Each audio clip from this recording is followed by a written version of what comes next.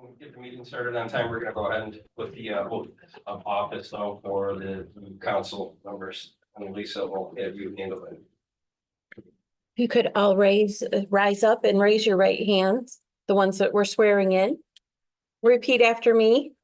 I do solemnly swear Swear that I will support the Constitution of the United States that I will support the Constitution of the United States and the Constitution of this state, and the Constitution of this state, and I will faithfully discharge my duties of my office faithfully discharge the duties of my office in and for the village of Blissfield, county of Lenawee, and state of Michigan, according to the best of my ability.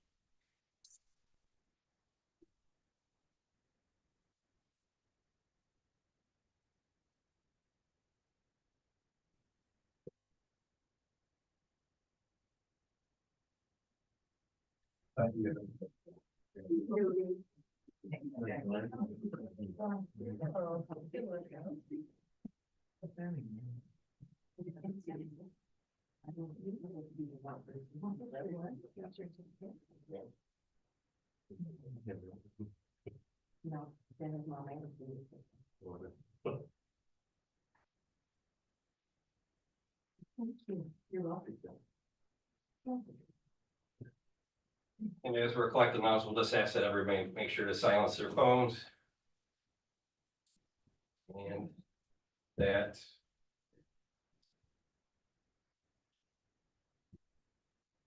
We're gonna call the meeting to order. Please stand for the pledge and opening prayer by Pastor Bradley. I pledge allegiance to the flag of the United States of America and to the republic for which it stands, one nation, under God, indivisible, with liberty and justice for all. We can all take a moment to bow our heads in prayer. Heavenly Father, we are truly blessed in our village and township of Blissfield. And we have so much to be thankful for, Lord. And we are surely present in your spirit today. And we ask that you be upon our hearts and our minds and ensure that we are doing what is good for our people, for our community, and especially those that come through and beyond. And we just ask that you be with us in your heart and our mind and our souls. And we give thanks in the name of the Father, Son, and Holy Ghost. Amen. Amen. Thank Pastor Beasley. Yes. All right, first up on the agenda is roll call, Lisa. Mike Gunner, Present. Wendusa. Here. Bill Gritzmaker. Here. Sherry Luce. Here. Eric Rogers. Here. Timothy Waters. Present. Thank you. Next on the agenda is to approve the minutes. We've got two in front of us. First is the zoning board of appeals meeting on November 11th, and then the regular council board meeting from November 11th as well. Move to approve the zoning board of appeals minutes of November 11, 2024 as presented. Support. We have a motion, Bill, second, Tim, to approve the zoning board of appeals minutes from November 11th, 2024 as presented. Any discussion on that motion? If not, Lisa, please call roll. Gwen, Yes. Sherry, Yes. Eric, Yes. Tim, Yes. Bill, Yes. Mike, Yes. That motion carries. I'll make a motion to approve the regular council meeting minutes of November the 11th, 24 as presented. Support. Eric. Motion Gwen, support Eric. Approve the regular council meeting minutes of November 11th, 2024 as presented. Any comments or questions? Not Lisa, please call roll. Tim, Yes. Bill, Yes. Sherry, Yes.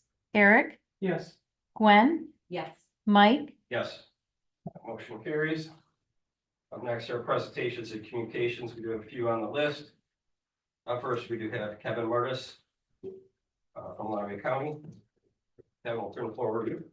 Thank you, Mr. President. Congratulations to those of you who won the election again, and I'm sure we all agree on one thing, we're glad the campaign season is over. So, I certainly, before I forget, want to wish you all a very blessed Thanksgiving season as we go into the holidays. Not a lot to talk about, thankfully. It's been pretty quiet, which is a good sign because the government governs best, but governs least. And so we're not doing too much crazy right now. But we did pass several resolutions last week, remembering or bringing awareness to things like our fantastic family. Raising awareness of the adoption programs that are taking place in the county.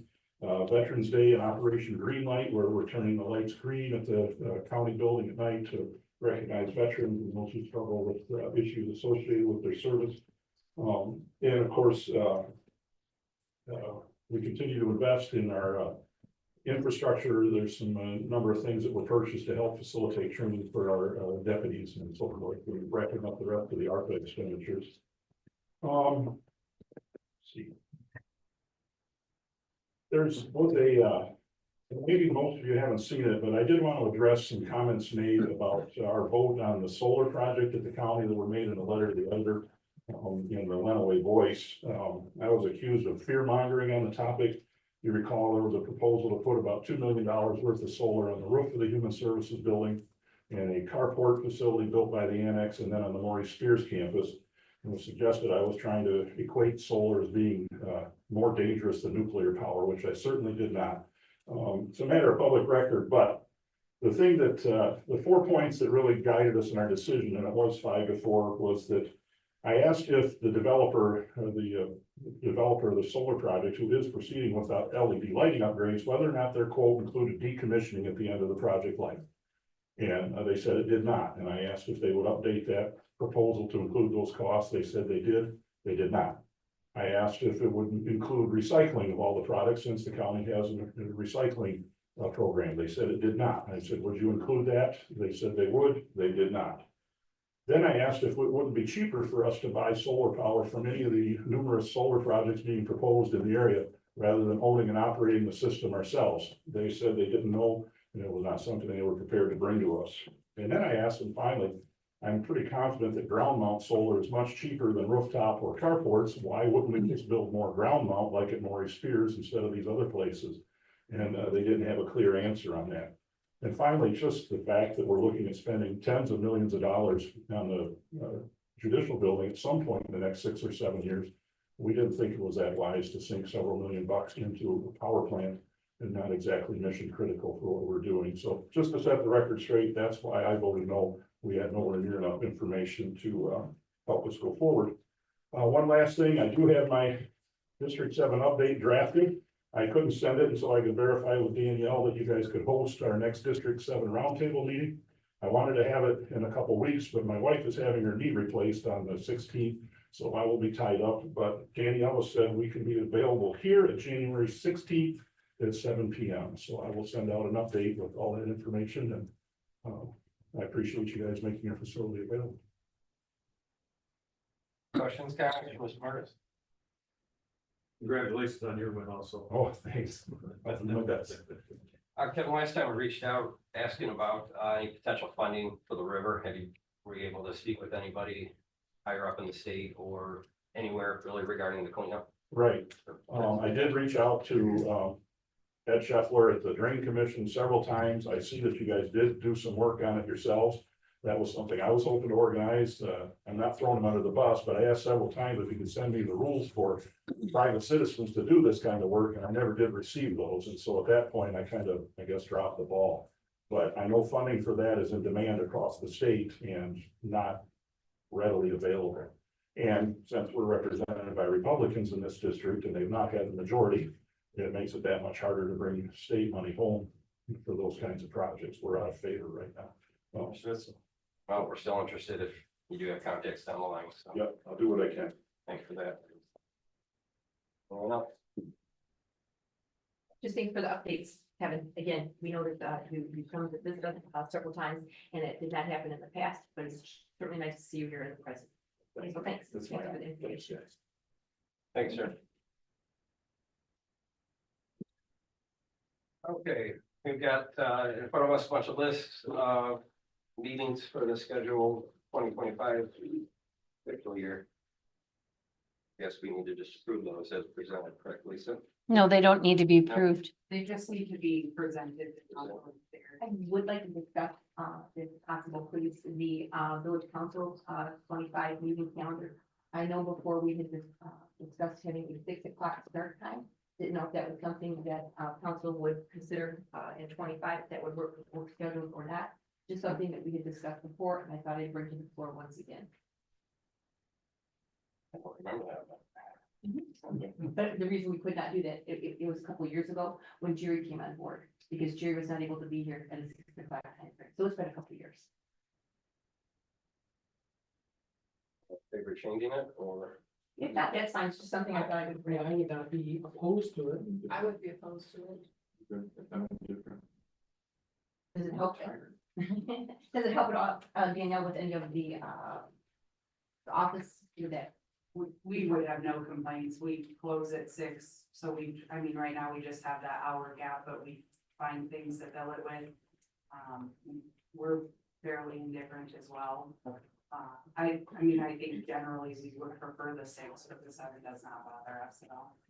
Is there a benefit, or I guess my only question is, people like things the way they are very often, is there a reason?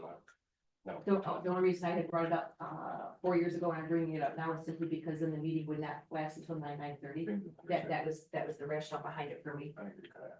There are other couple meetings that go on the same night as ours do as well, which the school board meets on the same night as we do. Okay. That may afford the opportunity for others to visit both meetings if they chose to. So there would be an option for that.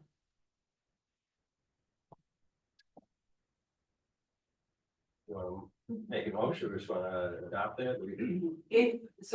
These require no action if you want to keep them the same. If you're wanting to change it to 6 p.m., then I would ask that you guys make a motion to do that. And then we will get the calendar amended to reflect the 6 p.m. and then we will publish those out and share them with the public. And we usually post meetings before they're scheduled as well, but especially with the change, we want to make sure to communicate that. It's really up to you guys, however you want to do that. Regarding that, I'm just a little confused that you got the 2024 underneath there. I- The same date, but. I always make 2 copies and cut them in half to, save paper Oh, and put post them one in front and one in back. And normally when I attach them, I take the second one off. So the dates are correct, like the days, but the year is not correct on the bottom one.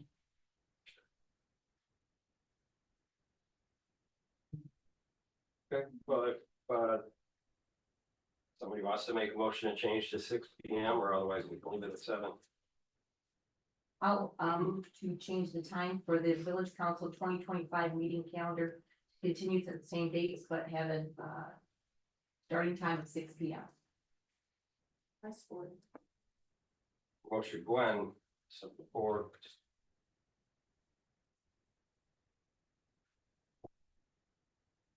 You said 6 p.m. We did. Okay, sorry. Sorry, let me straighten this down. Okay, so the proposal is to move the regular meeting minutes for regular meeting time for 2025 to 6 p.m. Everything else be the same dates. Okay, any further discussion? Not, please call the roll. Eric, Yes. Bill, Yes. Tim, Yes. Sherry, Yes. Gwen, Yes. Mike, Yes. That motion is carried. Planning Commission 2025 meeting. Actually, will you let us know if you hear anything from the public on that one, if there's anything up, Of course. enough kind of uproar? Yeah. Change on that? Okay. Absolutely. Yeah, I'd just rather. Yeah, but Good, bad, ugly. It becomes an issue, yeah. Sure. Planning Commission 2025.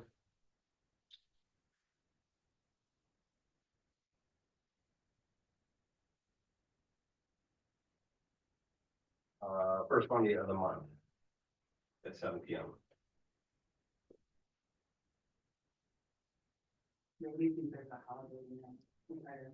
Yeah. Remember correctly, but otherwise, first Monday of the month. Stay the same. Parks and Rec. Staying the same, no change in time and no change in date. Parks and Rec, just FYI, is the third Tuesday at 7 p.m.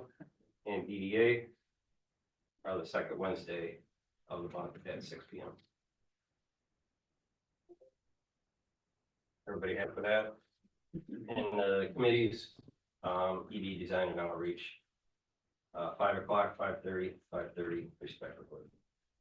I should clarify too, my assumption, Danielle, would be the committee of the whole meetings would be a 6 o'clock time frame as well. I would treat them the That's same, how, yes. I just want to clarify that. There you go then. Yes. Okay. All right, if there's no other changes, we'll just adopt those as presented. We'll move on to the agenda.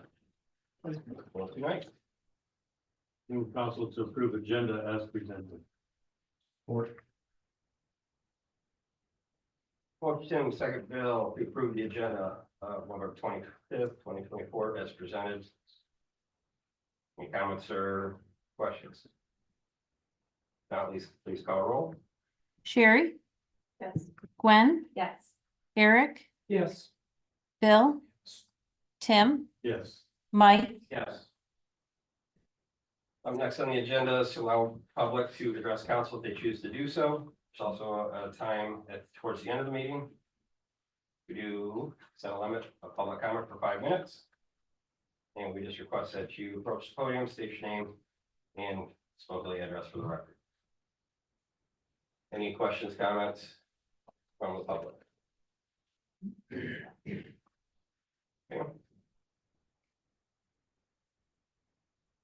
On Hearts 336 Cherry Street.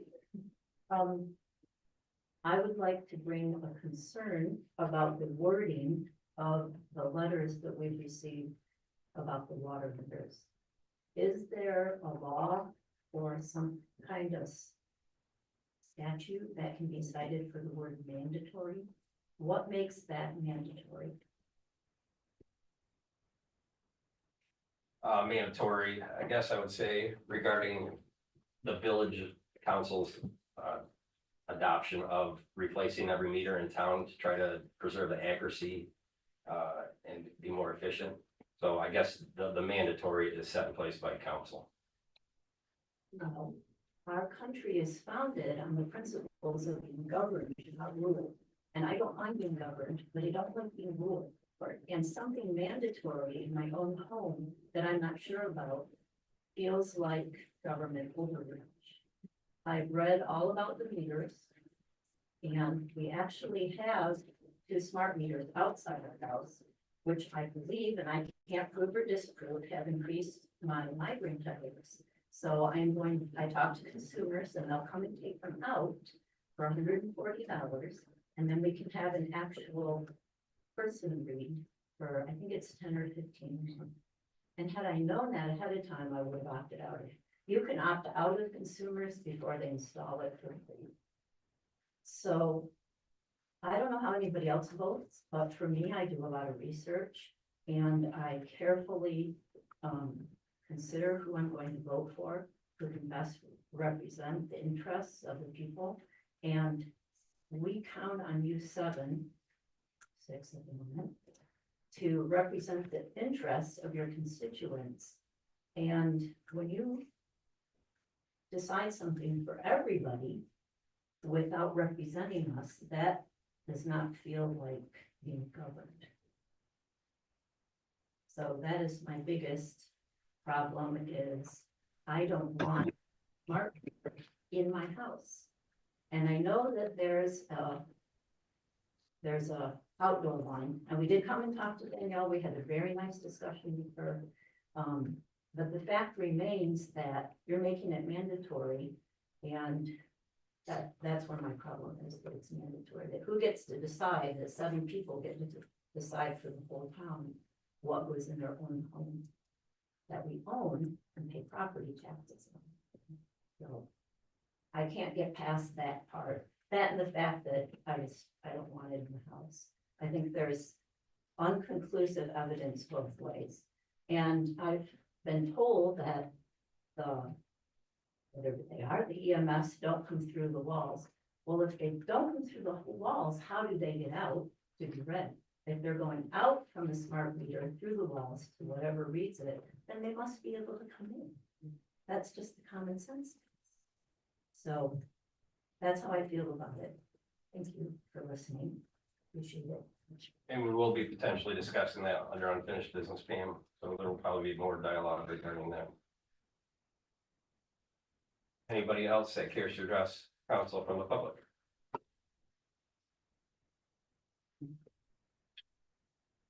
Yes, all right. We'll move on to unfinished business. But first on the list is a reconsideration for opting out on the mandatory smart meter for the water. And I guess I'm kind of curious as, I'm looking for some clarification, as to why we are revisiting this topic. I obviously just heard what Pam was, stating as well. But prior to Pam's, conversation, this has previously been voted on council. It, passed unanimously with a 7-0 vote. And I'm curious as to why we are bringing it back for discussion. We had extensive discussion during that meeting that we voted on. We talked about it for a good long time. And I think we all come to the same conclusion. I asked for it to be brought back up because after I voted last time, got to thinking about it, because I came into the meeting with the purpose of voting no. And I listened to our discussion and I changed my mind, and I regret changing my mind. So I asked for Danielle to put it back on here. I feel like that our residents ought to be able to decide if they're going with the smart meter or not. That's really what it boils down to. As Pam said, there's a lot of discussion either way on it. So I feel like we ought to give them the opportunity. I hear from the village side, I hear from the resident side. The village, it's our water meters, we're gonna put them in your house. Okay, that's what we said. But really, is it the right thing to do, and even is it the ethical thing to do? Of saying, you're going to do this. So that's why it's back up here. We talked a lot about it. Thought maybe we could reconsider and allow people to opt out if they decided to do that. That's where we're at. Thank you for clarifying. I agree with you, Glenn. I would like to be a little bit more informed on why we're rediscussing things or why they're showing back up on the agendas. I guess that's kind of my question as well. Like, Because it it sort was- of just came out of the Bill blue, apparently to us. It was a very lengthy conversation. I didn't think it was just a one-time conversation either. I believe it was. Well, we also received an email from a resident. I hadn't responded to that, so I personally went to their house and talked about it. I don't believe I received an email from the president. Yeah, I forwarded it to you guys. I will It double came check. from, it should have came from me because they sent it to me and asked me to share it Okay, with all of you. thank you. So after visiting with them and talking about it, I felt like that it needed to come back to us and see if we can reconsider it. I'm ready to make a motion to allow our residents to opt out. And whatever happens from there happens. That's how strong I feel about it. Danielle, do you have a number, data of how many meters have been completed and how many they have scheduled? We have 402 meters completed, installed completion, 997 appointments out of 1,554 total meters. So it's about 1,400 either installed or scheduled to be installed.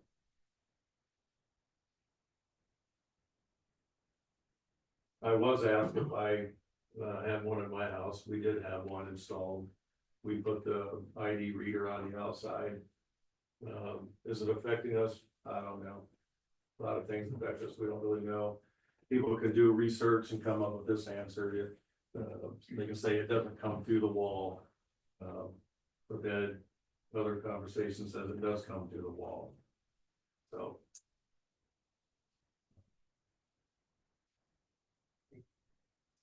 In that same vein, Danielle, has there been any other request for, to rediscuss, or either discuss this or to request about opt-out? So I've had a couple calls with people who've had concerns. A majority of those calls have been concerns regarding the transmissions. I don't have an exact number, but I'm gonna say not more than 20, and that's really on the high side. All of them, after talking to them and providing information, and letting them know that that it transmits 4 times a day, it's not continuous, which is very different than a lot of other, radio reads and transmissions. And with us mounting it externally, all of them were satisfied with that answer and have scheduled it. With the exception of the 2, the Harps who are here tonight, that already spoke to you. And to be fair, I don't want to speak for them, but I think they did schedule it. And then one other family that Tim referenced, the Schoonovers, that said they do not want it. Outside of that, everybody else has been good with mounting it externally. So they have raised concerns. I did have one other resident reach out. They were concerned more with the battery catching fire and having some issues there. So I reached out to the company to get some additional information on that. It's similar to having like AA or AAA batteries in your TV remote is what they told me. Of the 15 million radio reads that have been installed across the US, not once have they caught fire. So I did share that with that resident. They were happy to have that information, and they also scheduled to have the meter replaced. I did find that email. My And I can get the concern of the public. Again, there's a lot of things that we don't know, we don't trust, and I 100% agree with that.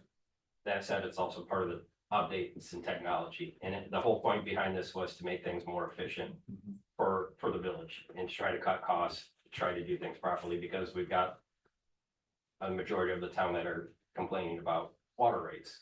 So this makes us more efficient. The smart meters, you know, we can pinpoint when there's a leak from the residents, because the data will show that there's a larger usage, you know, much before or much sooner than even the resident may know. So there's things that we can do. Also, we're not going to be sending DPW staff out approximately 40 hours a week or 40 hours a month that it takes to have DPW do those readings. Then they have to write them in their antiquated green books, and they bring them to the office staff, who have to manually enter them into the computer and then go through billing and that sort of thing. So again, it's part of the technology, it's part of the times, it's part of the updating, and I totally understand the frustration.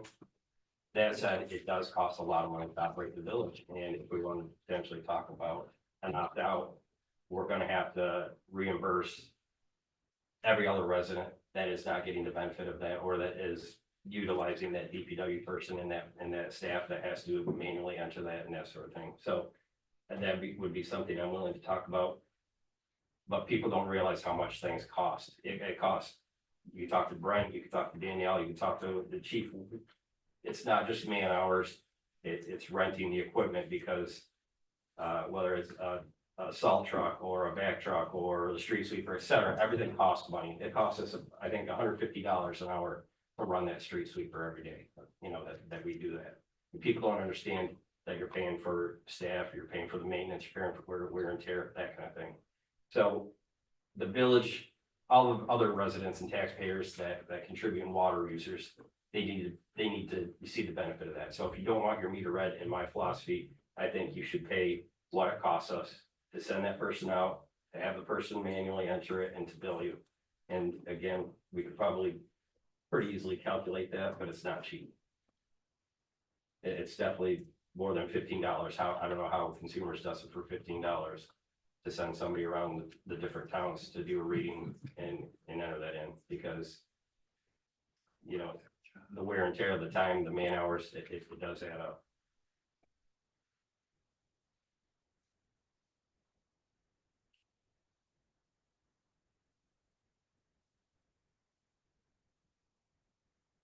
Anybody else? I'll make a motion that we allow the residents to opt out of the smart meters with a $10 read fee per month. We have a second?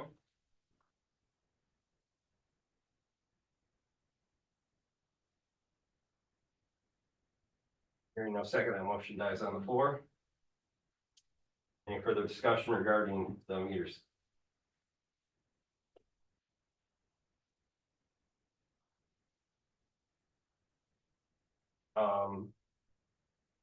Danielle, I'm willing to take a look at it. It doesn't sound like the rest of council is, but again, I would want an accurate number, what it would cost us to do exactly as we said, somebody out. You're reading, you know, what it costs for the pickup, what it costs for the DPW staff, what it costs to enter this and bill it manually, I think. Why would we want to do that? Because if people want that option, they're gonna have to pay for that option, at least that we would know what it would potentially cost to do it. And if you're not interested in it, I totally get that, but I would like to know what it, But then it's not an option, so why would we have to do that? well, I guess if council wanted to revisit it, but if they don't. I that's don't think fine. council wants to do Okay, this. understood. That's my impression, Okay. unless I'm reading something wrong. We talked about this plenty, in my opinion. And doing some research on this because I was a little bit surprised to see it pop back up. I did some research myself. On these smart meters, it reads 0.07 seconds 4 times a day, so it's not a consistent read. You'd have to be exposed to a smart meter for 375 years to receive the same RF exposure of 15 minutes of daily cell phone use for a year. So these are very minimal. They dial in very quickly, it uploads, and it shuts off. It's not a consistent read. That said, the whole point of this was to make us more efficient. You know, the existing meters have aged out. They're not reading accurately. So if your meter's reading correctly and everybody else in town's reading inaccurately, guess who's paying the difference from that water that they're getting quote for free? That falls back on you. So I guess that's my input on that. If council doesn't want to move forward with that, we'll move forward. New business, next on the list, first up, appoint, village council president pro tempore. We need a motion on that. Make a motion, that we appoint a new council temporary president. Give a name. I'd like to nominate Gwen to be that. President pro temp. Is there a second? I'll support that. Motion on the floor, Bill, second Eric to appoint Gwen Dusa as president pro tempore for the next 2 years. Can we make a second appointment for nomination? You certainly can. I nominate Bill Kritzmaker. What did I do to you? In my candy, I said. Do we have to vote on the first one before? If You a have motion's you have made? 2 motions on the floor. Yeah, you'll have to vote on both of them, but you can have, You have numerous motions. the technically proper way would have been to nominate and then have a motion, but this is fine as well. We'll make it work. Was there a second on Is Bill? there a second for Bill?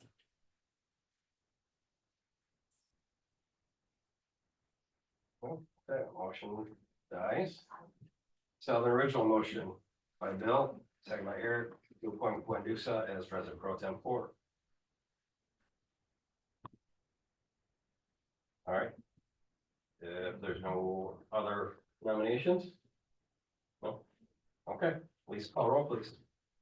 Can I ask another question? Does Gwen vote for this? Yes. Yes. Okay, that's so, but I just want to make sure.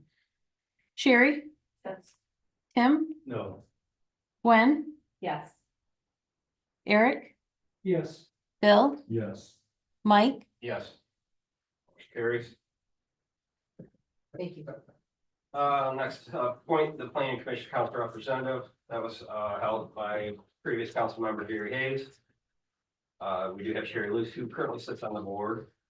Gary, I'm not sure if you were interested in being a council representative to fill that position. We would then have to fill her seat that is on there currently, correct? Yes. Preferably from a citizen from our community. They would need to be a Blissfield resident, yes, to serve on that board. And my recommendation, I briefly talked to Sherry about this because she is on that board. It makes sense to have her be the council representative rather than having 2. council representatives, because there are times that items come before. us. So Excuse me. it makes sense to keep that minimal, so that you don't have too much duplication, but I would of course defer to Sherry to make sure she's okay with that. Okay. And I do believe Jerry was interested in staying on, but we He will is, still have to yes. open that up to others of the public, so we will do that. But we would need a recommendation, or sorry, a motion to appoint Sherry as the council rep for that position. I make a motion to appoint Sherry Luso, the council representative to the planning commission. I'll support. Motion Bill, second Gwen, to appoint Sherry Luce to the planning commission to be the council representative for the next 2 years. Any discussion? Hearing none, Lisa, please call roll. Eric, Yes. Tim, Yes. Sherry, Yes. Gwen, Yes. Bill, Yes. Mike, Yes. Motion carries. Up next, Parks and Rec Advisory Board Council Representative, currently held by Gwen. Gwen, you interested in staying? I am. Move to approve. I'm sorry, move to appoint Gwen Juicer to the Parks and Recreation Advisory as the council representative. I'll support that. Motion Bill, second Eric, to appoint Gwen Dusa to the Parks and Recreation Advisory Board for the next 2 years. Any further discussion? Hearing none, Lisa, please call roll. Tim, Yes. Gwen, Yes. Sherry, Yes. Eric, Yes. Bill, Yes. Mike, Yes. Motion carries. Fourth on the list, we do have Chief Greenleaf recommending some awards for recognition of service from the police department. Chief, I'll turn it over to you, sir. Thank you. Did a periodic review of personnel files, and admittedly, I probably should have done this a little sooner. Some of these are overdue. But there were a number of officers that had time in service and safe driving awards,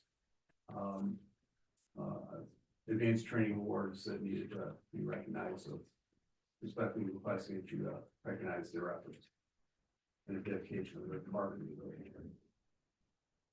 want to read them off? You want me to read them off? It's nice to get their names out there in the recognition. I think that's deserved. All right. So, for length of service for Officer Christopher Porton-Casa, 10 years of service and the safe driving award for 10 years of accident-free driving. For Officer Matthew Huntley, the advanced training award for becoming a school resource officer. Lieutenant Jacob Wagner, length of service award for 20 years of service.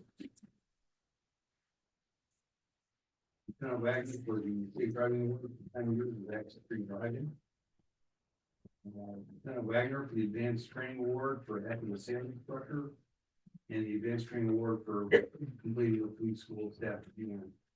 And that school staff command, that was a 6-month school that he had to attend a couple of years ago, and I should have put this in back then, but it took 6 months for me to get through the training class, and we're short staffed while he was gone, so I was lifting up to my eyeballs with other things, but that is quite an accomplishment. That was at Eastern Michigan University. He actually did receive college credit for attending that program. For myself, length of service for 10 years and accident-free driving for 10 years. And then Chief, how is this acknowledged? I mean, what do you guys do? There, we have a certificate that I'll give the officers, and they actually get a ribbon for their dress uniform if they wish to wear it. I'm adopting a change when I do their annual personnel evaluation. I'm making a procedure to look to see if these awards are due, and I'll be typing up on an annual basis. Making the process more grueling than it already is. Officers don't like to be recognized like this, so that's why none of them are here. They have no interest. They have no interest in the public accolades, and that's a testament to their dedication and their humility. So I will give them their ribbon and give them their certificate. I have some, they wanted to come and maybe see them wanted to be here, so. Thank you. So I'll bear some other ways. Move to authorize the awards as presented. Support. Been moved, or sorry, moved by Bill, second by Tim to approve the awards for the police members as listed by Chief Greenleaf previously. Any discussion? I would just comment and thank the officers for what they do. They do a lot of things under the table that a lot of people don't know about, and they lay low, but they keep our town safe, and that falls back on our officers and yourself, so thank you for that. Thank you. There's no further discussion. We'll have Lisa go and call roll. Sherry, Yes. Eric, Yes. Gwen, Yes. Tim, Yes. Bill, Yes. Mike, Yes. Motion carries. Next on the agenda, a resolution to amend fiscal year 2024-25 wage scale for a few employees. This in regards to the agreement with the police union, as well as the blocking of the Department of Labor overtime rule for the DDA Main Street manager. Mr. President, one thing I missed last time when we were talking about this, I see village council got a 5% increase. And I noticed that in this meeting, I'm opposed to us getting an increase. I don't know how everybody else feels about that. I support you.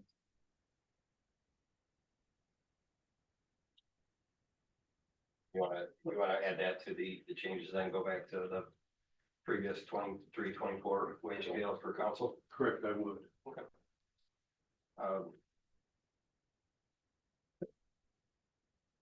If you want to make a motion to amend that, as well, Danielle, would you prefer all three? You want to separate? No, I think you could put it all together. Okay. And I did talk to Tim about this. Do you have a motion ready? Somewhat. Okay, I can help you too. Move council to approve the resolution of approving the amendment to the year 24-25 wage scale with an amendment of not giving council the 5% increase. That sounds okay. What about the other two?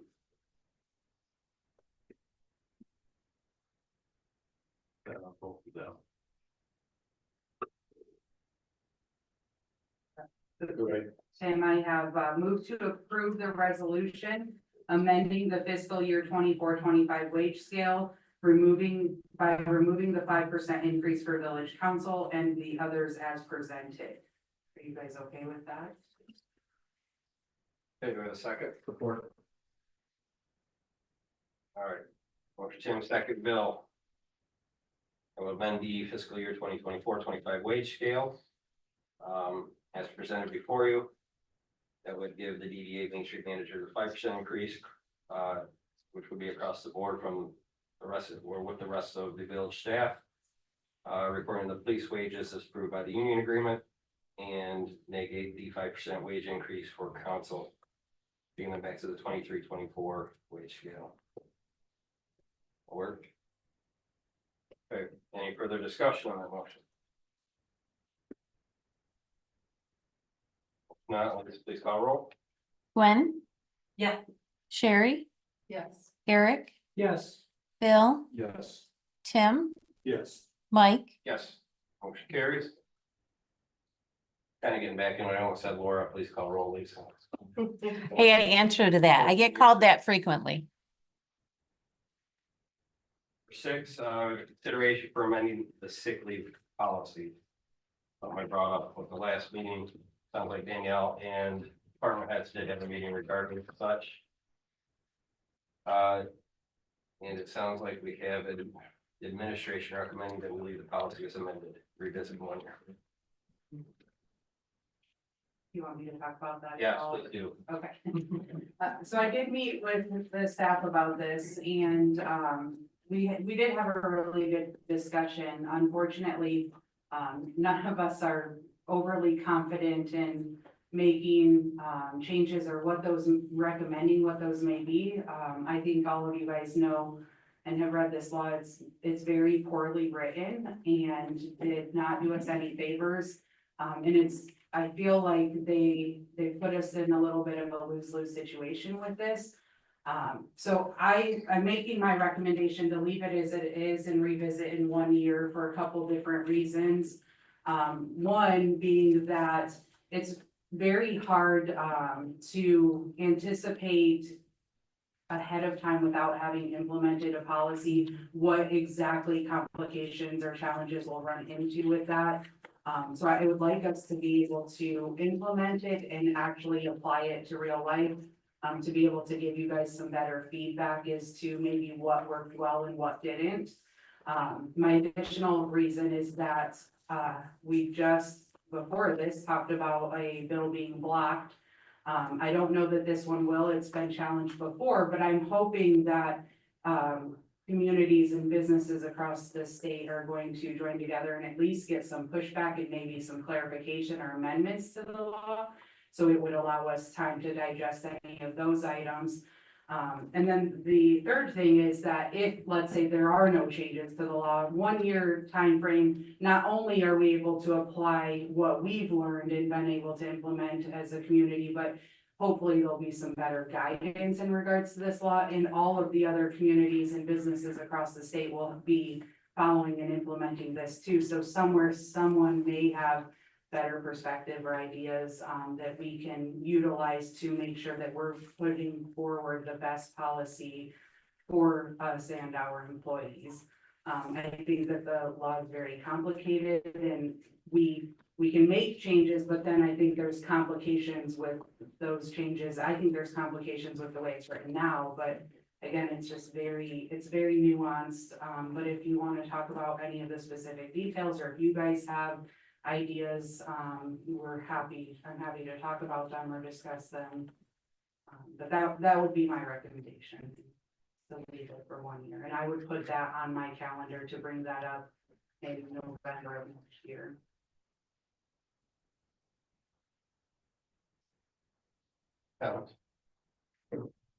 Will we revisit this before the fiscal year begins next year? So during our budget talks? We can do that as well. Instead of doing the full 12 months, we can talk about it during.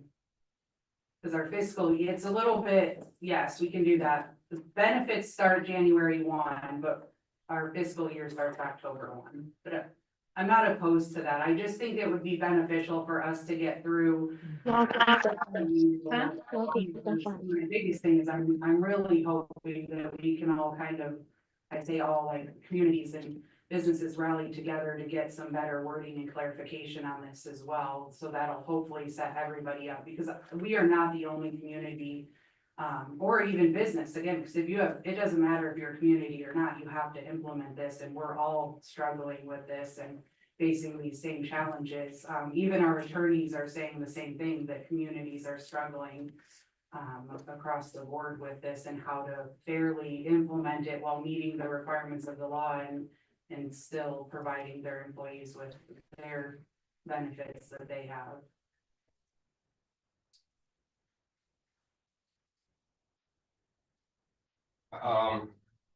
My concern with that, Danielle, is if we approve that 72 hours over the next year, and then our staff gets used to that, and then it gets changed, or it gets clear, whatever, then we quote potentially take that away from them, that leaves a sour taste. I feel like it was a little bit rushed. We've got till the 25th of February to figure this out, or let the legislature figure it out. Again, we don't want to invent the wheel. We'll let the other municipalities, we'll let the legislature figure it out. For me, I thought there was a deadline or something. There was a reason you did that earlier. I hear what you're saying about the February Yeah, thing, but there was some reason, wasn't there, Danielle? Well, it was also a part of the police That's what it was. negotiation. There was another part of it. Yep. Yes. which we're facing we were The deadline there. correct. Again, the public has been very clear on what they expect of us, and that is to do more with less. And we are, it's not just this village, we're minimal staff. Like you said, it's gonna be every small business, every business. So you think of mom and pop, you know, restaurants, et cetera, that are gonna have to start giving their employees every 30 hours, 1 hour sick time paid. You know, you're gonna see a ton of businesses go under because of this. This is where the state needs to keep their hands off the government, the local government, as well as the small business. It's just too hard for us to maintain that. You're looking at the four of you guys that operate that front office. When somebody's gone, that work builds up because the work with the village never stops, right? It continues on and on. And when somebody isn't producing, or somebody's sick, or somebody's hurt, or somebody's wherever, somebody else has to step up. And for me, that's the problem with this. You're looking at potentially giving somebody, any full-time staff member, potentially 72 hours, almost 2 weeks of sick time, when we already have a decent PTO plan, which would be covered under this law. It's just the tracking. So again, yes, I would love to give our staff an extra 2 weeks, but I don't think it's frugal. I don't think it's responsible. I don't think it's right. And for these people, for us as taxpayers, I don't think it's right, because it doesn't cost us anything to do it, I guess, because they're gonna have it does, because the work's not being performed. You're losing that much productivity by our staff, and that to me isn't okay, especially when the public is complaining about water rates, you know, et cetera, high taxes. So to me, I think we should sit on it and let people figure out what they're gonna do with it. We have until the 25th. I would much rather see it repealed and held off. Unfortunately, we'd be stuck with a PD through that contract, but again, I think if the public knew, which they will sooner or later, that everybody's getting, you know, 72 hours more of sick time when they already have, starting out at 180 hours from years 1 to 5. But they have to also recognize this is not our choice. I mean, we had. It isn't, but I think we have a solution to it. I think we are already implementing that. If you read through the law, it's what we're doing is giving our staff the same amount of time. It's PTO. We don't care what they do. We don't care if they're sick. We don't care if they're on vacation, et cetera. That helps us make it clear. That helps it make it more efficient. Okay, separating it and having the different balances. It's more work on Brand, it's more work on Lisa, it's more work on Danielle. It's a pain in the butt. Again, I think we rushed it through. I wholeheartedly think it's the right thing to do to write it out and see what, hopefully a few municipalities and maybe some private businesses will step up to say, let's challenge this. But, you know, if we go through a year, we're gonna try it, they're gonna get a taste of it, and then they're gonna expect it. And then if we take it away, then we're busting morale again. I don't think And that that for me is I could be wrong, but I think, you know, they understand. Can I Yes, have go some ahead as well. clarification? If employees already get 180 hours a year PTO, years 1 through 5, yes. and this would be an addition to Correct. that? But if we don't give this addition, we're still within the law that they're trying to push. Yes, we would just have to track it differently. And there's ways around that. Again, it's not up to us to figure it out. Let them figure it out. Again, Well, we don't have to be the leaders here. We can figure them it is out. not going to figure it out. Them is me and Lisa and the staff, unfortunately. Well, I have we wish reached out to other this, municipalities? Have we reached out to Oh, other yes. businesses? yes, we have all been talking about this and we are all struggling with it. Exactly. So we're not, And that shared that we are not unique in that, but this, Nobody had the answer. correct. We cannot keep it in the same PTO vein. I agree with you, and I said this from the beginning, that our current PTO allowance does cover what the employees get.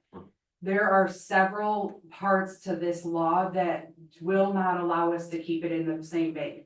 The law says that you have to roll over unused time. That's accrued for the sick time. It says that if an employee is rehired after 6 months, it must be reinstated. And I'm forgetting, there's a couple other things. So it can't be grouped because we treat PTO differently than that. We pay out our PTO, we let them roll over and accrue up to certain amounts, and that's based on the years.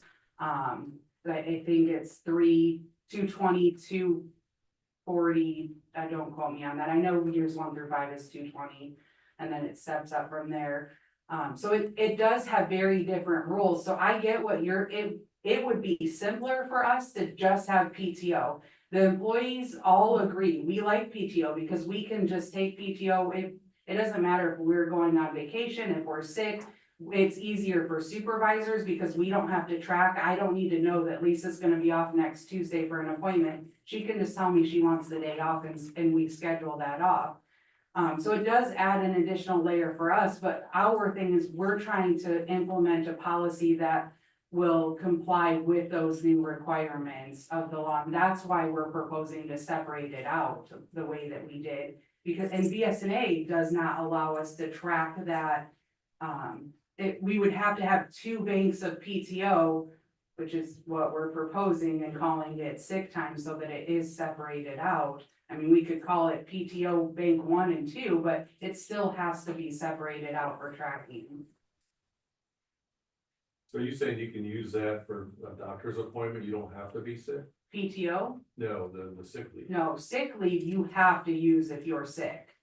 And it lists right in the policy what that can be used for. Right, but you have to be sick to use it. Or the sick time, yes. Doctor's appointments count as sick time. It can That's be a what doctor appointment as well. It can be to take your child to a doctor appointment or your spouse. It lists out those reasons within the But policy. if we're overthinking, why do we even care what they're doing, right? We don't. So let them do what they want with the PTO that they have. And we provide that to But them. we have to create a separate bank because of the Then we can regulations of label- this maybe law. We can label it differently under the PTO realm. For me, you're looking at 72 hours of lost productivity per full-time employee and 1 hour for every part-time employee. Pool, DPW part-time, et cetera. On the taxpayer's dime. We have a very, very decent, which we've talked about. Responsible, respectful pension plan, vacation, et cetera, all these benefits that we provide. And we talked about that in union meetings, we've talked about that here. Yeah. I don't think the public's gonna be okay. And I wish we could. I've always been pro-employee as long as I've been up here, ever since my father worked for the village. I'm definitely pro-employee, but again, wearing a council hat, wearing a taxpayer hat, I don't think it's right for the rest of our staff, the rest of the public to say, you're gonna get an extra 2 weeks of vacation or quote, sick time on top of what we already provide. I don't think that's right. And if they I don't don't think it's use it, feasible. that 72 rolls over, so then they'll get more. Well, you guys capped it, or you did not, you were not here, but council capped it when they approved this. So the law, and this is another nuance that is kind of silly. So the law says that employers must roll over any unused sick time, but it also says that you are allowed to cap it up to 72 hours that you can use. So if an employee accrues 72 hours, they use 30 year 1, let's say, they would roll over that additional unused time, and then the next year 2, they accrue 72. They'll never be able to use that rollover time because we capped it at 72. And it's not paid out. So what you do, if they work 15 years and retire, guess what? You add that up, multiply by the 72, you subtract that from whatever they have left. That needs to be paid out, problem solved, right? But if it's paid out, No. we have to pay PTO out according to our personnel policy. But not sick time. So then you. Well, if we document the have a sick- separate bank, but if you guys just want it all out of the PTO bank, then we are paying that out. But if they come back, like you said, within 6 months, we're giving them that time back that we already paid them out for. Okay, this is. That's a very rare instance, correct? That, we're looking at a broad picture here. The chance of sick. It's like I agree, the chance of somebody coming back after 6 months is not so much, but we do pay out PTO in full upon Correct. whenever they leave. Right, and we know that Regardless. they're working 72 hours of sick time or whatever they use, we document that, and you multiply that by the years of service, you subtract that from what we have to pay out, and the problem solved. But they use some, that you But cannot do it that way. That's, Because well, that's you're- how we get around that payout at the end of the year, rather than compounding the two together. And again, these are questions that need to be answered. Why we would implement something that is so vague and not ready, to me, let's pump the brakes a little bit, we got over 2 months to figure it out. Why are we setting ourselves up and locking this in? Kind of what we had done when I asked about the water meters. We've gone through this at length with council. We took a vote on this, and this passed as well, 7-0 a while ago. And now we are revisiting this. So I'm not quite, I hear where you're coming from, Mike. But we're revisiting, these are two items that we are revisiting tonight that we've already determined. And we're having the same, we are having that same hamster in the wheel discussion as we did a couple of weeks ago, a couple months ago. I'm not disagreeing with everything that you're saying. I understand your perspective, but I don't think we're gonna have any answers for that at this time because no community has any answers for it right now. Exactly, and why do we have to rush it in? That's my question. Well, To get through the PD, fine, but no, it was also. to get to the PD. Part, okay, yes, so it was part of it, yes, and it was part of the conversation. But it was implied to us that this is a good to go, this is the answer, this is the final answer, when we don't have final. No, I answers. did not, when I voted on that, that is not my perception. No, My that's my perception is perception. exactly what Danielle was explaining now, is that no one really has the answers. She tried to talk to other communities, they don't have the answers either, because it's an asinine thing that's coming down from the state of Michigan. It is. But somebody's gonna have to get some answers and see how to implement it, right? No disagreement So there, now you're gonna ride it out for a year and potentially But- lose all that productivity over here by your staff. That to me is not, I know- okay. Actually, it's okay. Please do. Okay, so I went back and read the statute myself, and it's full of bugs, and it's not good. Danielle, to her credit, I think she's done the best she can to comply with the law as it's written. One of the things, caveats that the law has is that the director of LARA can establish administrative rules as time goes on. And I think what Danielle's proposed, that we come back in a year or in 8 months or whatever and look at this, is gonna give the director of LARA an opportunity to help work out some of these bugs. What Danielle's done, it's not perfect, but I thought it was the best that we could hope for under the circumstances. It is an imperfect law, not by a long stretch. It is an imperfect law. And we're trying to do our best to comply with the statute deadline of February 25th. And we've done that. And proposing that we come back in 8 months or 12 months, whatever, take a look at it. We'll give the director of LARA time to establish some administrative rules. Maybe the legislature gets involved and adopts some changes to it. And we come back and take a look at it and see where we're at. So. And the employees know I'm proposing this tonight, so this is not a shock to them that I'm asking you guys to revisit. So I think with anything, the employees know that when we revisit, we're not just saying, okay, in 9 months, please rubber stamp this. We're saying in 9 months, here's additional information. And if we need to make adjustments, they know that that is a possibility. I even asked Danielle, so would it be easy if we just tracked scheduled PTO and unscheduled PTO? We could assume unscheduled is sick time. The problem is that our PTO bank has a cap on it. The law requires that the sick bank have no cap. So what happens when an employee hits their PTO cap under our personnel policies? They lose it. And that's, They lose it. they can't. No, The per law our allows personnel, no, currently they can, they lose it. They lose You PTO time under our personnel policy, but the law, if we were gonna account for the sick time law under the PTO bank, we could not cap the PTO. Right, bank. but it doesn't matter, they can't use it anyway, because we have a max. So again, But it's the law it's still literally in the middle of No, nowhere. It's but law. my point is, Mike, if an employee hits the cap at PTO. Now, if you say, okay, you hit your cap, you can no longer earn any more PTO, you're now violating the law on the sick time portion of the law. If you're saying sick time is gonna come out of the PTO, you can't cap it then. That's the trick. That's one of the bugs in this. So they say, yeah, if you have a PTO program, you qualify under the statute. But the problem is, you can't have a cap on the PTO then. So if you wanna lift the cap to be compliant with the law, then you can do that. And you don't wanna do that. That gets very That's- costly, and legacy costs. That is going to Yeah. cost us a ton of money. And I get what you're saying too, and for the most part, I agree, but are you also assuming that every employee is gonna use that 72 extra hours a year? They don't have to, but again, human nature is you're gonna get to the end, towards the end of the year, and you're looking at 72 hours of quote sick time. Sorry, I'm sick and I'm not coming to work in November, December. I get that too. May I ask you now? Okay, so let's pretend, okay, we've got everything in the books right now, and let's say it's June, okay? So now, other communities and ourselves have been involved with this issue. Can we make a change in June? Can we make a change in July? Can we amend it at that time after? It doesn't have to be amended now. Maybe that would give us some time, like that we wouldn't be the full 12 months. It wouldn't be 8 months, it'd be a couple months.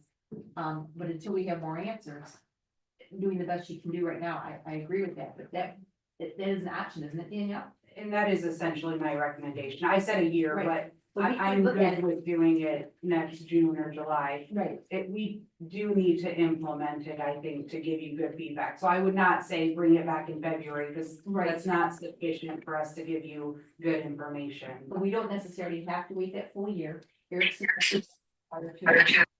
we can even go prior to that if we. And Emmett Mill's gonna be all over this, so it's something Right. developed. They already are all over. And this. Danielle will bring it back sooner, I'm sure. Mhm. I'm assuming that. And if other Yeah, communities- she'll Bring it back.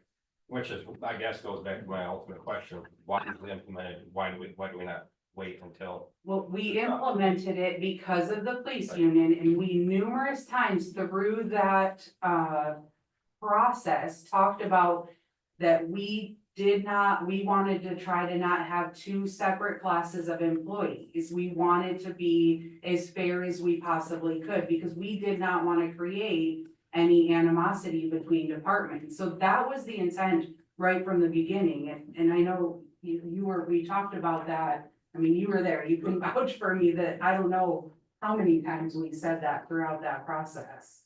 So that's why it was brought to you when it was. And I get that, it's just terrible timing, again, thinking as a resident.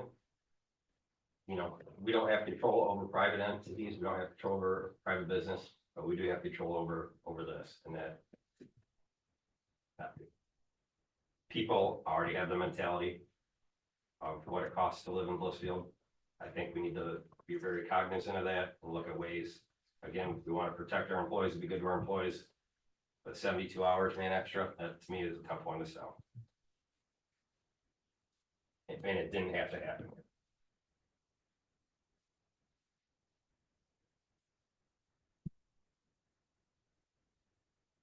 It is back on the agenda here though, but if it sounds like council doesn't, just wants to leave it as such, we will leave it as such.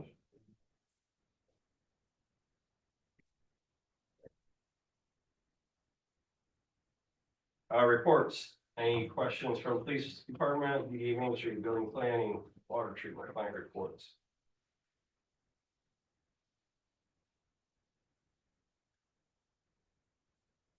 Oh, all right. Line item 10, council discussion, anything further? Yes, please. Danielle, I know that we were going to try to, have a committee to whole meeting with River Racing Festival. I'd like to know if we can get that on the docket coming up. I don't know what our December is going to look like due to the holidays. And just wondered if we could, have some sort of a discussion / meeting with that group. I know you had reached out to them before, and was hoping that perhaps we could do that. before- I have asked them a couple of times. I will follow up with Rick again to see if he's available. I do not have anything scheduled for committee of the whole until the beginning of the year, and I can adjust if need be, but I'll send him some additional dates again. That would be nice. And then while you're at that, if you would be so kind as to get the total amount that the village, cost the village for the River Racing Festival, I would appreciate that. Yeah, I thought I sent that again to you guys, but I'll Okay. send it. Thank you. And then my second question, if I may, Mike, is talking about the consultant regarding the ethanol plant. I didn't know what the status was. I know we talked about it approximately 2 weeks ago, what our status was now. if anything had changed.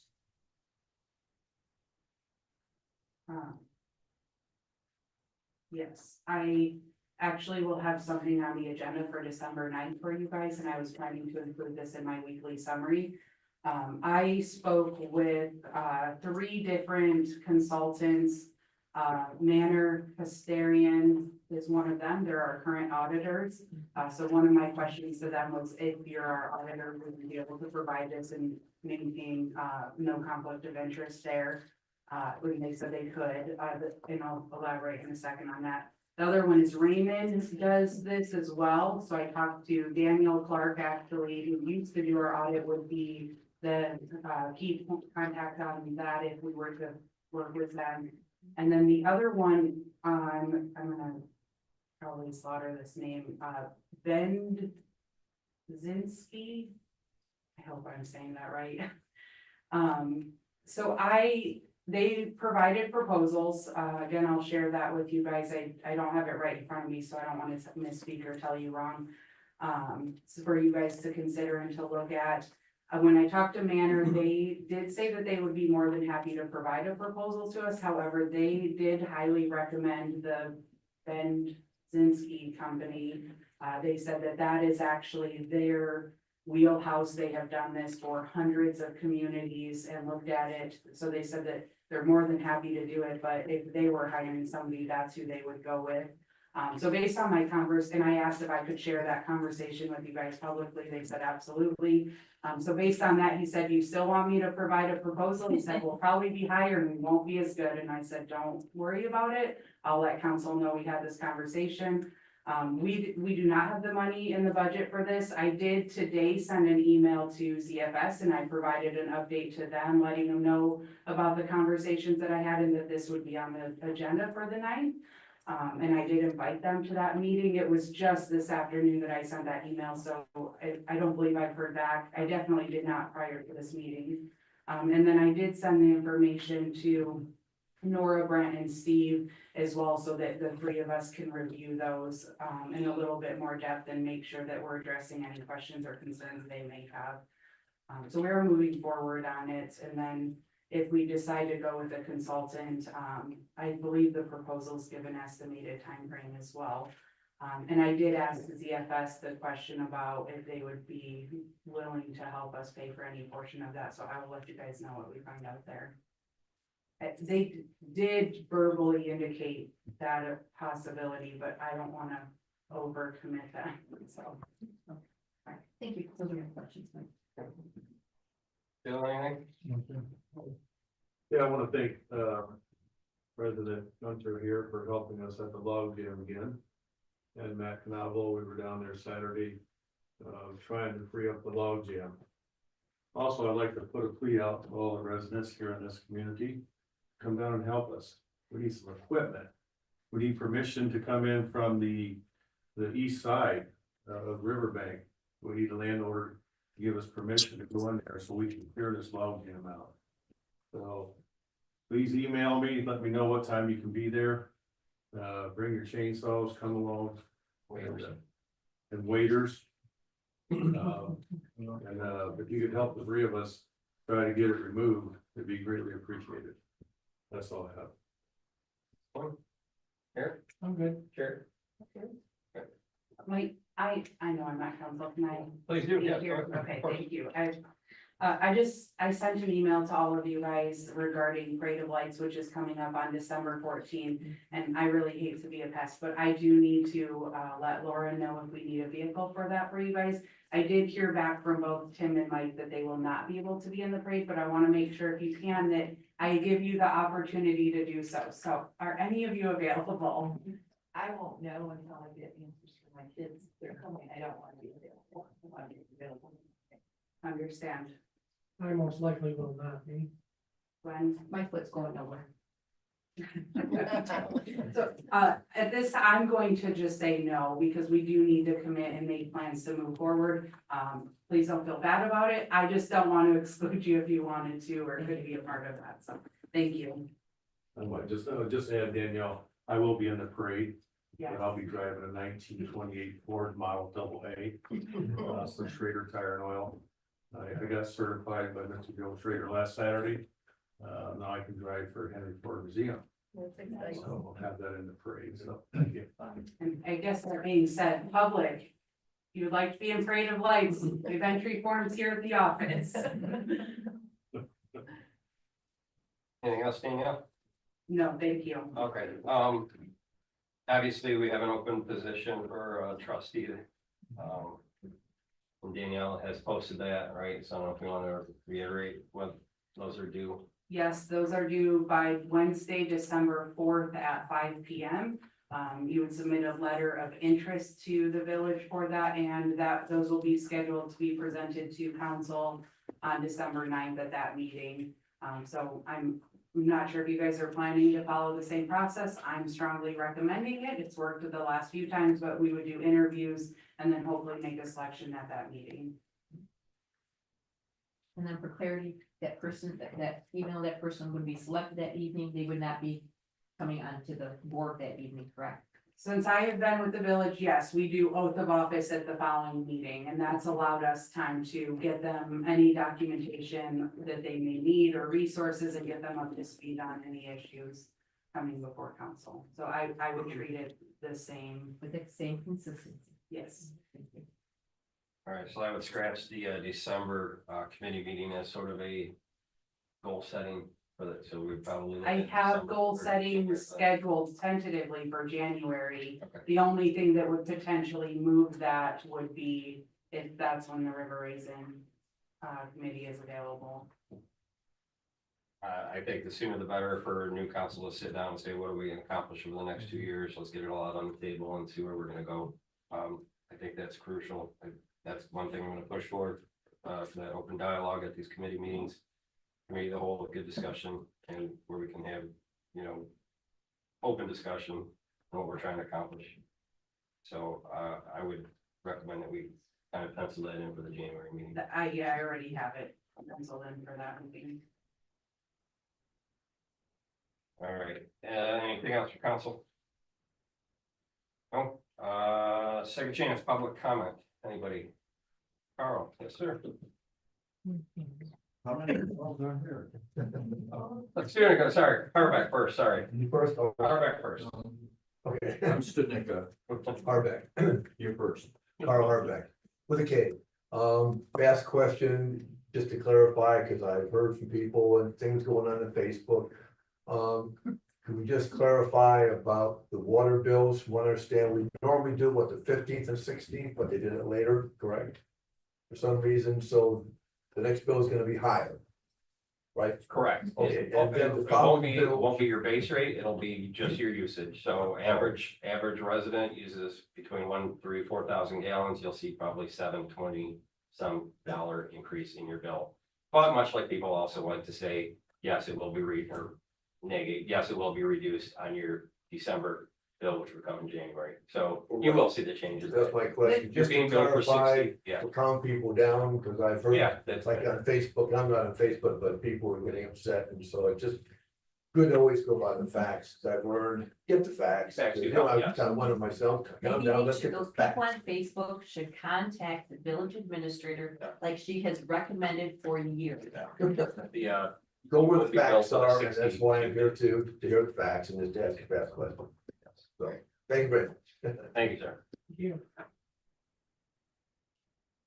Mr. Studnicka. My name is Carl Studnicka. I live at 209 Sherman. All I want to say is the river raisin was here before I came. The river raisin will be here after I leave.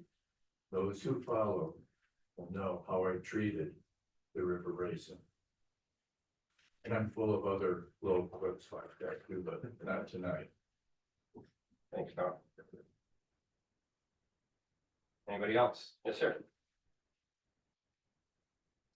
Danny Bowles, 5203 Riga Highway, that's BOWLES. In light of what Mr. Martis had to say when he was here about area leadership, not being able to bring funds back to our region, your comment about the difference between governing, mandating us. We decided as an organization in our community the restrictions that we want on solar and wind. And, yet Lansing's dictating to us that, it's, you're finding out here, and I appreciate your comments on the water meters, but, Lansing's kind of doing the same thing, telling us that they know how we should use our land better than we do. We've got a lot of areas around us, they're getting leased out, that, we've been through this fight before. I think, we fought off nuclear power waste, we fought off, I still have in my barn, too many, too tall. I had I-73 that wouldn't affect me until they finally gave me the map and it went through my kitchen. You know, there's things that are going on around here that I really, as Mr. Martis said, we have a lot of concern about end of life and recycling for all of these items. And to that point, look where we're at with the ethanol plant, our water system, we put this all in to help generate that, and then we've been idle for how many years? You can tell me better than I can, with all those taxes that I'm sure we gave them, lovely promises that they gave us, and I just want us as an area to restate Blissfield's intentions before you don't have that opportunity. Just too much of it going on, and again, we set limits and we don't seem to be able to allow those to be followed by our lovely people in Lansing, so that's what I got to say. You say you were with an organization, did you want the name out there? Yeah, if you want, I'll tell you exactly what I'm doing.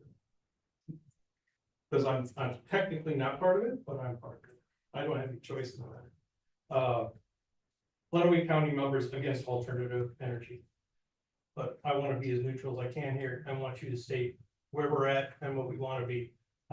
Just because I don't like it, doesn't mean everybody else does. Thank you. Thanks, sir. All right, yes.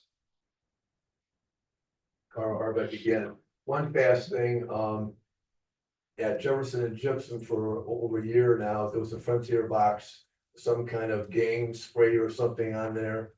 And then I was just told recently there's one over on Cherry Street on the curb. Well, I went and painted them both out. Because I tried to contact Frontier, I couldn't get through to these people and I gave up. So I decided to paint them out myself. I got my beige paint and they're gone. Because I tried to call those people and good luck, you getting through to them. So they're painted out because as I know, because I spent a lot of time in Detroit, various neighborhoods, Brush Park, Brightmore, etc. I can see what happens when it starts.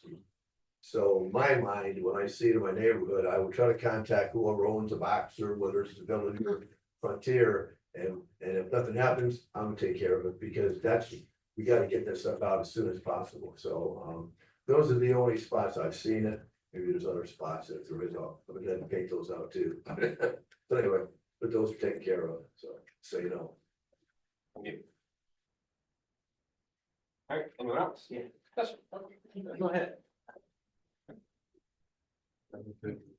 Caleb Lamley, 337 Cherry Street. I just wanted some clarification because I was unaware until they spoke and then you spoke. The new water meters, they can mount like that box outside because we weren't given that choice. They never asked. And I wonder because I had like 30 foot of wire on it and we just had a new meter installed, I think this spring, which was already outside of our house because of our dogs. So if something can go out or a notice so people know that, because I'm sure a lot of people, because like if we finish our walls now, I don't know what we're gonna do because it's right in the middle of the wall and the floor joist. This kind of, yeah, that's something that we can pass on to the contractor there. Yeah, they are weatherproof, they can be mounted outside, and that should have been discussed, unfortunately, we apologize for that.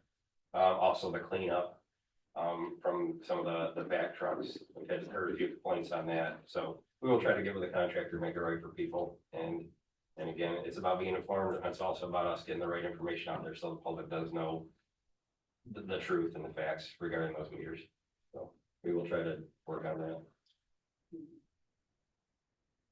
Yes, sir.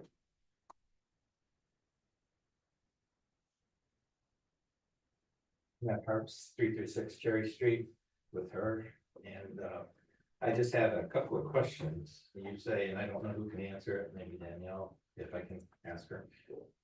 You say it transmits 4 times a day. That doesn't sound bad at all, but how does that help with leaks? How does it identify a leak if it only transmits 4 times a day? You know what I mean? It'll tell the usage, you're correct, Danielle, where they're at. So it will pull the read from your meter and store it with no transmissions. That's what the wire is connected for. And then it'll send that off. So if it's starting to get data, it is programmed that it'll send that sooner to us saying something is going on. So it'll have that history. So it could be more than 4 times a day. If you have a leak, it would be yes, but outside of that, no, it would be the 4 times a Well, day. we're gonna have a leak all summer when my grandkids come. Every summer. It's going to, we are able to see what your average history is. So when your grandkids are there in the summer using the hose more than they are on other days, it's not going to necessarily alert or want to send that read because it knows in the summer you're using 400 gallons an hour instead of 50 that you use in the winter, whatever that amount is. And I assume that the transmission is just, and I'm just gonna use this word, this may not accurately describe it, but some sort of shotgun transmission. It just generates and burst, shoots a burst, yeah, whatever. Yeah, there's 6 towers throughout the village that read. Was there ever any? Sorry, 4? There's 3. That's, we did 6. That, 4. that's neither here nor there. 4 was if we needed. Okay, they didn't do the last. Correct, yep. And really, 1 reads all of them, the other 2 are for redundancy to make sure that we're not missing reads in our community, but it's 3 towers. Okay, was there ever any discussion from the Hydro Corp, I think it was, right, about some sort of a, my verbiage may not be right, my terminology, but some sort of focus transmission instead of just.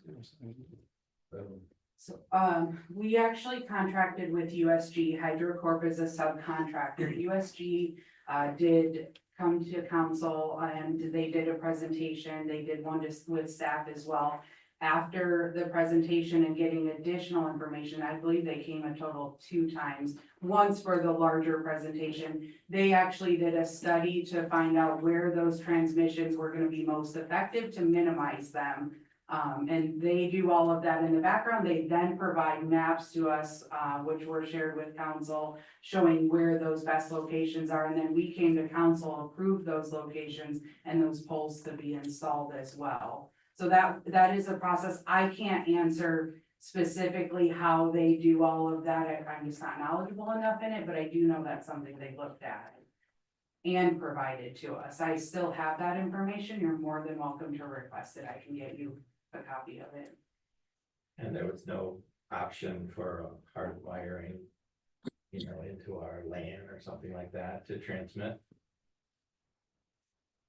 Wasn't even thought about it or anything? I don't think that that's an option to be able to wire in, unless we were to run like conduit, that we could not afford to do something like that. If it's even an option with the meters.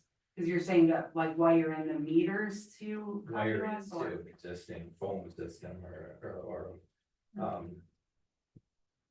like DNP cable or something, your internet or something like that. And I just was curious if that was able or could. I don't believe that they have that capability, and I don't even think it's something that they've tried because of the unreliability of that. The only reason I'm really concerned is I've got tinnitus and I've got it really bad. If you wanna know what it's like, go home and get a tone generator on your computer, 7191 megahertz, and listen to that all day long. And I have no idea if radio frequency has anything to do with it. I don't know. I wish I did. I wish it was radio frequency, so I could say, I could wear a tinfoil hat, I don't care. So that's the only reason I'm asking these questions and like to find a way to deal with it. Absolutely. Yeah, and I agree. For some people, any RF is too much, but again, it is minimal. And I would like to question that, Danielle, if if it just sends the data every, every 6 hours or whatever. It would probably just like catch up and it would flag it if it was a large use between those, right? It wouldn't Correct. send that It data doesn't more often send- for. For a quote leak, or if it's running, it's just updating those every 6 hours. Correct, So it is 4 times a day. correct. Okay. But again, it's about getting the information out to the public. We'll try to continue doing that and do better on that, so. We obviously do want to take people's questions and comments into consideration. Anybody else? Or, I am here on behalf of the DDA, Laura Nichols, and I just wanted to report to you that we had a fabulous Yuletide. And we did over $40,000 in sales from our businesses. We counted all the tickets and we had great reports from all the businesses, and our committee did a great job. Our DPW and our police department were stellar. I can't speak highly enough on all of the working together. It was just a great weekend, and I hope you guys all got to experience it. Invite you guys to Wausau on the 13th and on the Praise Life on the 14th. So thank you. thank you. Thanks, Laura. Good. Anyone else? All right. If not, Sherry, welcome, glad you're here. We'll look at filling that last seat. And if we have nothing further from council, I will call for a motion to adjourn. Motion to adjourn at 8:30 p.m. Yeah, Sherry, is that okay? Yep. Motion Bill, second Sherry. We adjourn 8:33 p.m. Please call roll. Tim, Yes. Eric, Yes. Gwen, Yes. Sherry, Bill, Yes. Mike, Yes. Motion carries. We're adjourned.